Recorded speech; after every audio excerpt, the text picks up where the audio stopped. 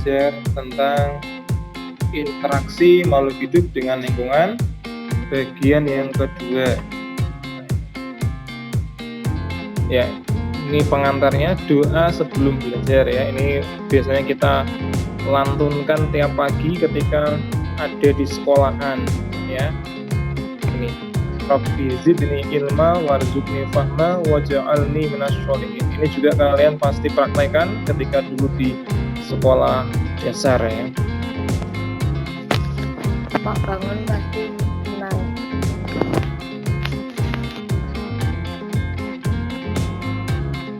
Ya, oke, ini interaksi dalam ekosistem itu akan membentuk suatu pola dalam ekosistem. Ekosistem itu kan ada banyak ya, contohnya ada ekosistem sawah, ekosistem di hutan ya, di padang pasir, padang rumput ya, semuanya itu akan memiliki pola seperti ini. Satu, interaksi antara makhluk hidup dengan makhluk hidup lain. Jadi ada hubungan antara sesama makhluk hidup. Yang kedua, ada macam-macam simbiosis. Macam-macam simbiosis. Yang ketiga, peran organisme berdasarkan kemampuan menyusun makanan. Yang pertama adalah interaksi dalam ekosistem akan membentuk suatu pola. Ya. Ini adalah suatu ekosistem.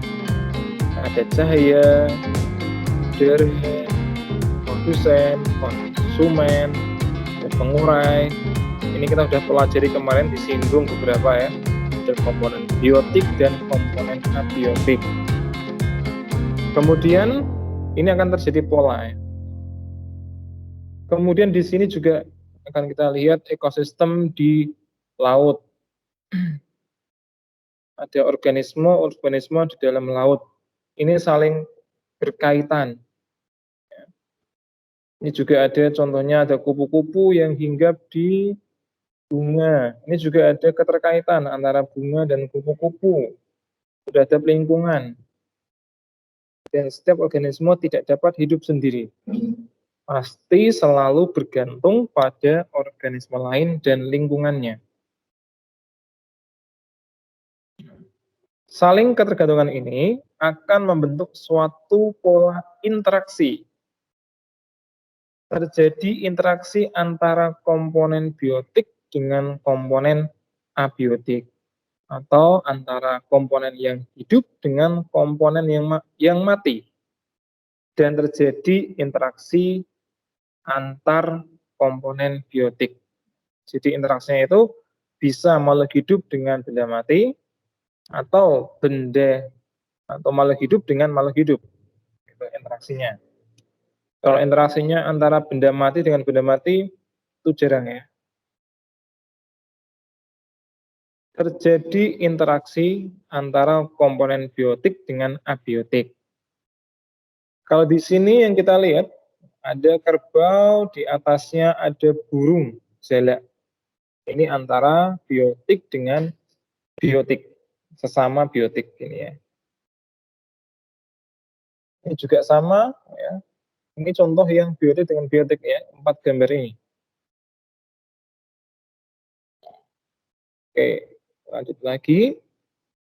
Interaksi antara makhluk hidup dengan makhluk hidup yang lain bisa terjadi melalui rangkaian peristiwa makan dan dimakan. Atau namanya adalah rantai makanan. Ya. Ini juga di SD pernah dipelajari, dan tugas kemarin juga sudah ada. Kita tinggal menegaskan kembali ya. Rantai makanan itu adalah proses makan dan dimakan suatu makhluk hidup dalam suatu tempat. Nanti di sini gabungan dari rantai makanan itu namanya jaring-jaring makanan.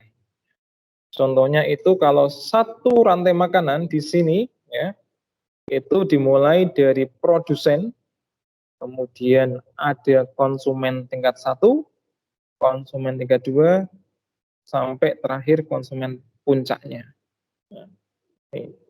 Coba saya mau mengacak yang punya nama, ya. Nanti tolong dijawab dengan baik ya, yang sudah saya tunjuk di sini. Mas yang bernama Mas ini ya, Rizky Ar-Roshidu. Ada suaranya? Assalamualaikum Mas Rizky Ar-Roshidu. Ya, Pak.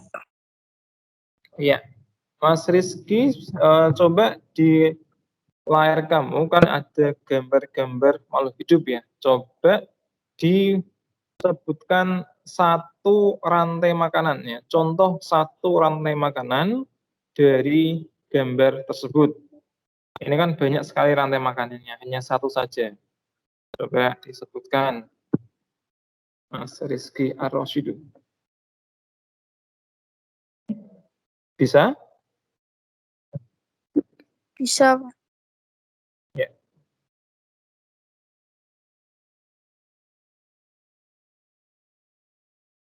Coba silahkan.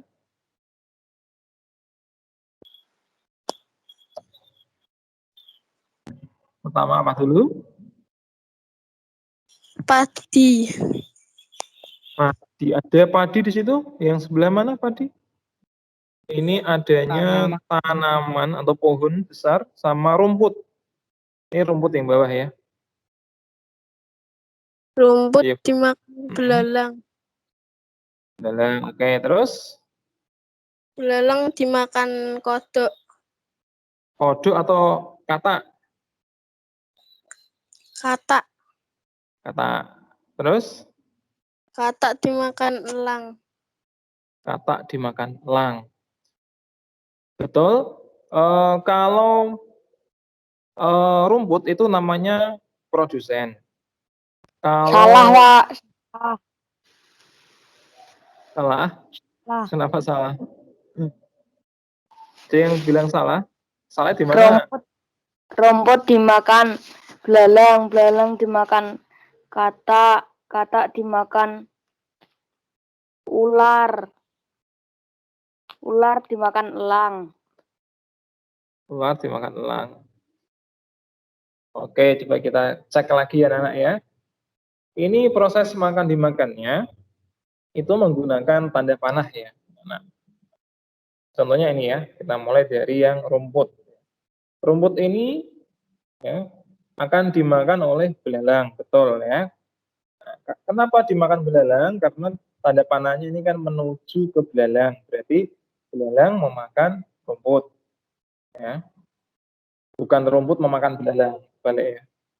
Jadi belalang memakan rumput. Kemudian belalang ini dimakan oleh bisa katak, bisa dimakan oleh ayam, kemudian sudah belalang ini hanya dimakan oleh dua makhluk hidup. Belalang hanya dimakan oleh katak dan ayam kalau dari gambar ini. Setelah itu kita menuju ke katak. Lalu katak ini akan dimakan oleh siapa yang kita lihat di sini? Ada dua tanda panah di katak itu. Satu katak yang dimakan oleh ular dan katak yang dimakan oleh si elang. Jadi boleh tadi yang kalian utarakan ya, Mas. Tadi yang pertama Mas Rizky boleh, harus itu tadi boleh. Kemudian tadi yang kedua juga boleh. Cuman tadi yang terakhirnya yang kedua ya, Mas apa tadi apa namanya? Itu ular ini ya, di sini tidak ada dimakan oleh elang ya. Jadi mentoknya di ular saja. Kenapa Pak? Karena di sini nggak ada tanda panah yang menuju ke elang. Lihat kan nggak ada. Hanya tadi kalau sampai di ular ya sudah mentoknya di ular. Ya. Ada lagi tadi rumput, belalang, katak, dan ular saja udah. Coba satu lagi akan saya acak lagi, Mas. Ini yang belum pernah ada suaranya siapa ini? Mas Lingga Rajendra Trisna. Assalamualaikum Mas Lingga. Ya, Pak. Ya, Mas Lingga coba sebutkan satu rantai makanan yang dimulai dari pohon ya. Satu aja, silakan. Ulat, Pohon dulu, pohon dimakan. pohon, ulat, Hmm, katak, Kata ular. ular. Ya. Itu jawabannya betul ya. Ada lagi pertanyaannya yaitu gini Mas, ular itu termasuk konsumen berapa? Sehingga ayo ular termasuk konsumen keberapa? Ketiga, Pak. Dua atau Ketiga. tiga bisa, Pak. 3 atau 2 bisa? Bisa, Pak. Ya, boleh ya. Jadi ular ini kasusnya itu dalam rantai makanan yang tadi disebutkan Mas Lingga ya. Jadi berdasarkan kasusnya. Nanti kan Mas Lingga menyebutkan pohon dimakan ulat, ulat dimakan katak, katak dimakan ular. Nah, kalau kasusnya itu berarti yang ular konsumen ketiga. Jadi berdasarkan kasus itu. Katak konsumen kedua, ulat konsumen satu. Nah, jadi ini juga bisa perannya bisa ganti-ganti ya, ulat, ular atau ayam bisa berpindah konsumen 1, 2, 3, 4 bergantung dari urutan rantai makanannya. Ini kalian pasti sudah pada paham ya. Kita hanya mengulang kembali. Kemarin tugasnya juga sudah ada, disuruh buat juga kan kemarin. Semakin pinter nanti kalau kalian rajin ya. Kemudian kita lanjutkan lagi anak-anak ke piramida makanan. Nah ini, piramida itu seperti ada di Mesir ya, bentuknya piramida. Piramida itu kalau dalam matematika termasuk ke dalam 5 segi 4.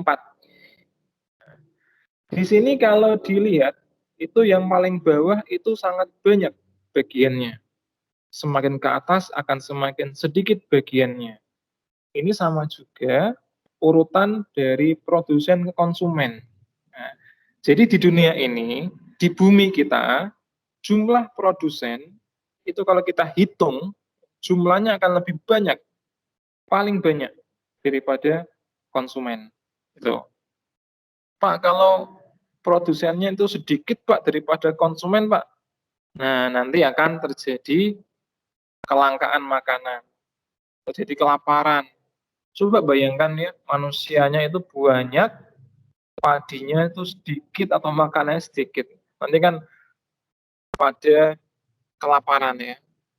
Uangnya banyak, kaya raya. Cuman nggak ada makanan. Nah, terus mau beli apa? Nggak ada makanan, nggak ada padi, uangnya nggak berguna. Jadi logikanya seperti ini, keseimbangan dalam ekosistem itu produsennya paling banyak, kemudian diikuti oleh konsumen ke-1 juga agak berkurang sedikit, konsumen 2 juga berkurang, konsumen 3 yang paling sedikit. Nah, itu urutannya. Mungkin bisa dipahami ya. Nah, ini tadi rantai makanan yang sudah tadi kita lihat, tanda panahnya itu menunjukkan ya memakan dan dimakan ya. Ini namanya satu rantai makanan. Kalau jering-jering itu kelompok rantai makanan ya. Banyak sekali rantai makanan. Misalnya rantai makanan yang terdapat di sebuah kebun. Ya, ini berarti akan ada rumput dimakan belalang, kemudian dimakan ayam, ular, dan elang. Ini contoh yang ada di ekosistem kebun.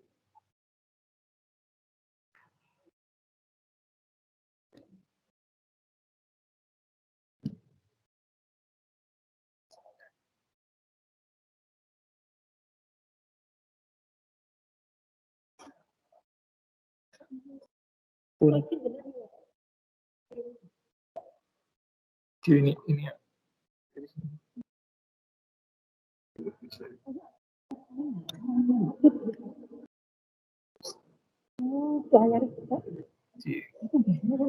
Dimiringkan.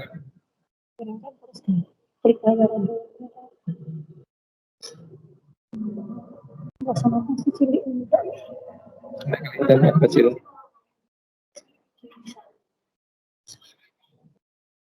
Aku tidak tahu caranya, bisa pakai laptop.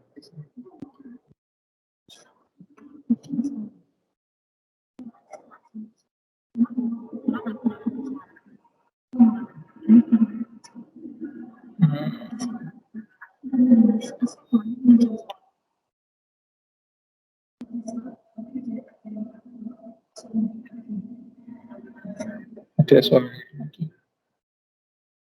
Karena ini adalah contoh dari itu ya, sumber energi utama dalam ekosistem adalah sinar matahari. Ini sumber utama. Kalau nggak ada matahari, nggak ada kehidupan. Kok bisa, Pak? Ya, bisa karena tumbuhan itu kan buat makanan itu harus pakai bantuan cahaya matahari. Kalau pakai bantuan senter kita, Pak, ya tidak bisa. Ya. Harus pakai matahari untuk membuat makanan karena nanti klorofilnya akan diolah oleh sinar matahari menjadi sebuah makanan. Ya. Jadi buah apel, buah mangga, ya, di makanan. Energi ini diubah oleh produsen menjadi energi kimia dalam bentuk senyawa karbon. Misalnya karbohidrat, lemak, dan protein. Nah, ini yang ada di tanaman.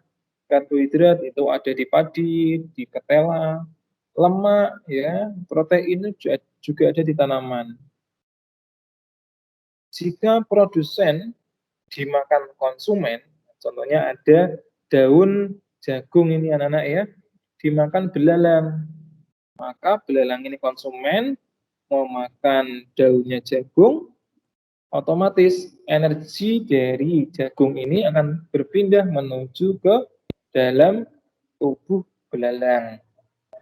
Ini berarti belalang juga memanfaatkan energi matahari karena tadi tumbuhan mengambil energi matahari untuk membuat makanan, kemudian berpindah ke belalang.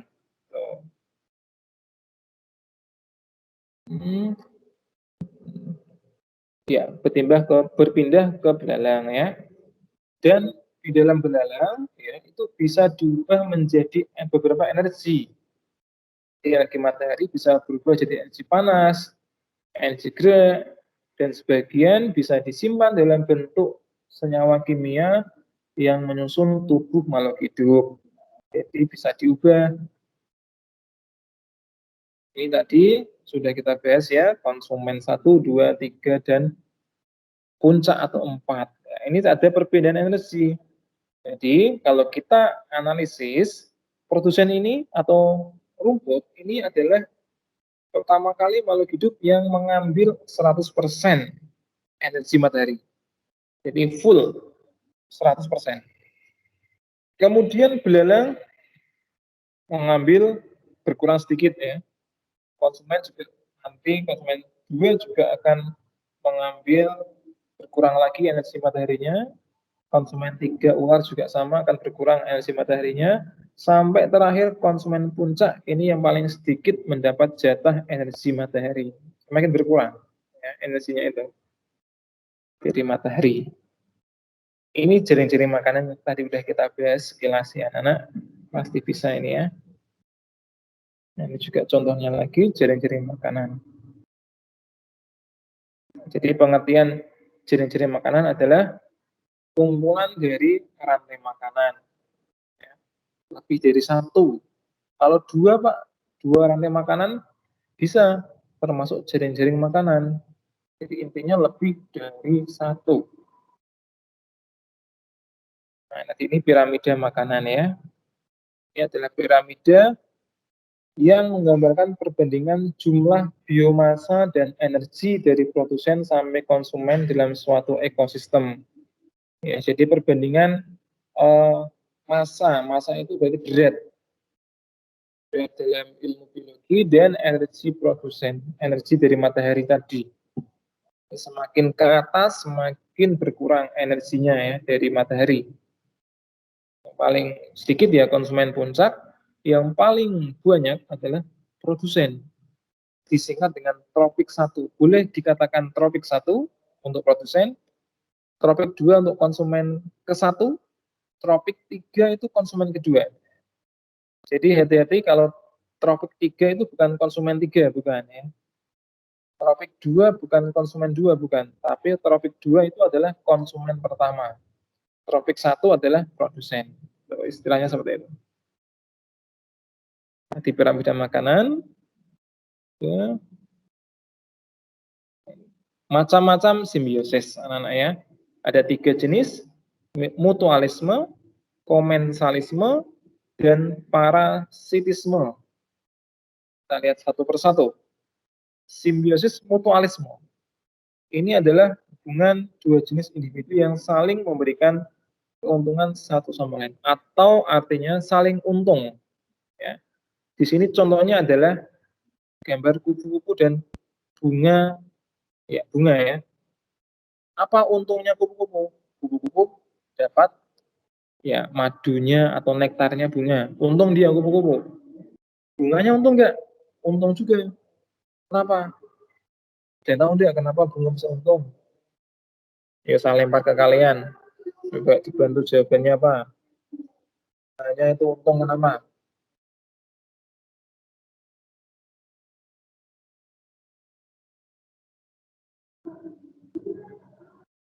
Ayo, ada yang tahu enggak?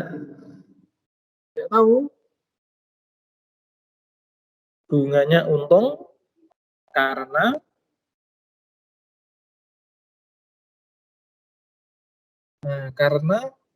serbuk Penyerbukan, sari. Pak. Ya, betul. Penyerbukan, membantu penyerbukan. Ya, Mas apa yang namanya Dinki? Itu Mas siapa? Enggak ada namanya. Hilang. Tegas, Pak. Teges. Apa? Tegas Teges ya. Baskoro. Oh ya, teges ya. Oke, terima kasih Mas Teges. Jadi untuk membantu penyerbukan ya, itu bagi kupu-kupu. Penyerbukan terjadi ketika ada serbuk sari menempel di kepala putik. Nah, ketika menempel di kepala putik, terjadilah penyerbukan atau perkawinan. Nanti bunganya akan hilang, rontok, menjadi apa? Menjadi buah yang kecil. Kalau ada bunga mangga, nanti bunganya berubah jadi mangga kecil dulu. Gitu. Kemudian ada jamur. Jamur ketemu akar pohon pinus. Ini hasil dan proses fotosintesis. Oh ya, kalau dalam kasus ini itu jamurnya menguntungkan, saling menguntungkan ini anak-anak ya. Jamur dan akar pohon pinus saling menguntungkan. Tapi ada lagi di sini, yang terakhir nanti ya. Ini ada simbiosis komensalisme. Komensalisme itu artinya apa? Satunya adalah untung, yang satu tidak untung, tidak rugi. Ya, jadi seri ya, Bu. Contohnya apa? Kita lihat. Ini ada tanaman anggrek yang menempel di pohon. Nah, pohon anggreknya ini untung dia. Kenapa? Karena dia dapat tempat hidup, dapat tempat untuk hidup. Pohon mangganya, ya pohon mangganya ini baik ada anggrek maupun tidak ada anggrek, dia tidak rugi, tidak untung, ya sama aja, nggak ada KCE bahasa Jawanya ya. Tapi yang si anggrek, dia untung ini, namanya komensalisme. Yang terakhir, yang ketiga, simbiosis parasitisme. Nah, kalau ini ada satunya untung dan satunya rugi. Ini enggak baik ini ya. Enggak boleh ditiru ini, parasitisme. Contohnya ada di dalam tubuh manusia. Ada cacing pita atau cacing ya. Jadi ada manusia yang cacingan, bahasa kasarnya ya. Cacingnya itu mengambil sari-sari makanan dari manusia. Untung cacingnya, tapi manusianya rugi. Oh bisa Pak? Iya dong, karena makanannya diambil paksa oleh si cacing. Ya padahal kita juga nggak ikhlas ya, apa boleh buat, nggak bisa kita lakukan ya. Jadi si cacingnya untung, manusianya rugi. Tuh. Ini ada contohnya lagi ya, di rambut kalian ini yang sering jarang mandi ya, mandinya seminggu sekali, atau mandinya ketika hari Jumat saja. Ini kalau tidak samponan, ya, ini rambutnya akan banyak kutu, kutu rambut.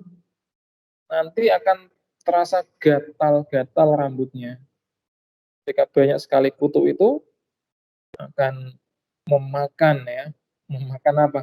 Memakan di bagian rambut, nyari bakteri-bakteri ya, nanti banyak sekali virus di situ malah sebagai tempat tinggalnya.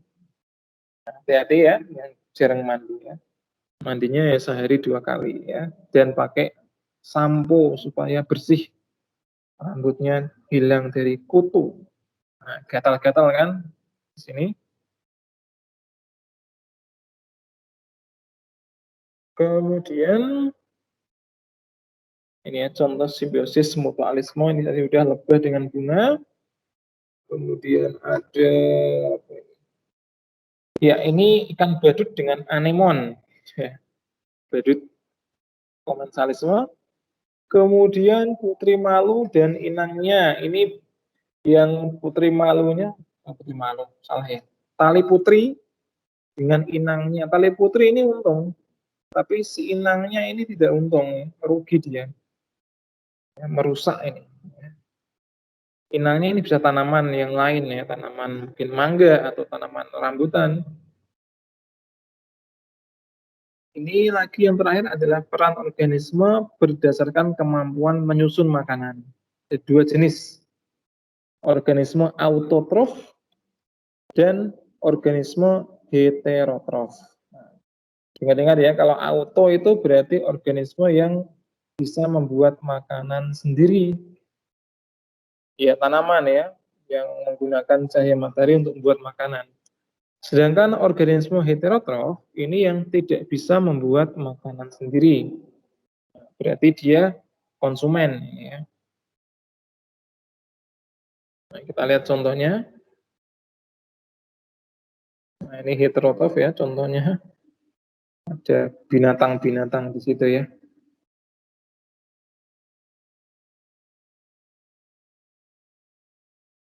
Nah, ini contoh heterotrof ya.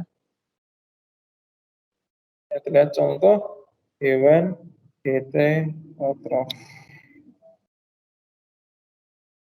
Itu herbivora. Ini tidak bisa membuat makanan sendiri ya. Dia makan produsen atau konsumen tingkat 1. Ada sapi, kuda, ada elephant, ada rabbit, jerapah, ada kerbau. Kemudian ada yang kedua karnivora, hewan pemakan daging. Heterotrof ini ya. Kemudian yang ketiga ada omnivora, pemakan daging dan tumbuhan. Tikos. Oke. Ya, mungkin itu saja yang sudah Pak Bangun sampaikan. Hari ini nggak ada tugas anak-anak. Tugasnya insya Allah hari Jumat besok lagi ya. Tugasnya nanti akan berganti bab yang ketiga. Pencemaran lingkungan kalau salah ya, bab ketiganya ya. Jadi itu aja mungkin yang bisa saya sampaikan. Akan saya download dulu attendance list-nya anak-anak ya. Oh ternyata sedikit sekali yang ikut hari ini ya. Hanya 18. Masya Allah. Ada apa ini?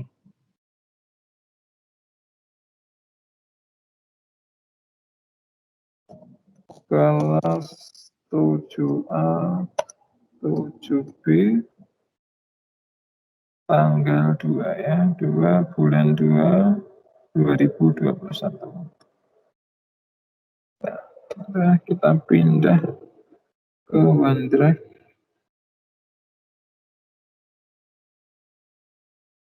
7A dan 7B Februari ini ya. Kita buatkan folder baru Februari. Cet, cet. Klik. Masuk. Setelah itu sudah. Oke, sudah anak-anak. Hanya 18 saja anak-anak yang rajin ini, insya Allah kalau saya rajin nanti nilainya akan bagus dan sering mengumpulkan tugas ya. Saya doakan semoga akan menjadi anak yang sehat, anak yang kuat, kemudian menjadi anak yang pintar ya, soleh ya. Jangan lupa untuk sholat 5 waktu. Terima kasih anak-anak semuanya, kelas 7A dan 7B, semoga sehat selalu. Assalamualaikum warahmatullahi wabarakatuh dan salam IPA.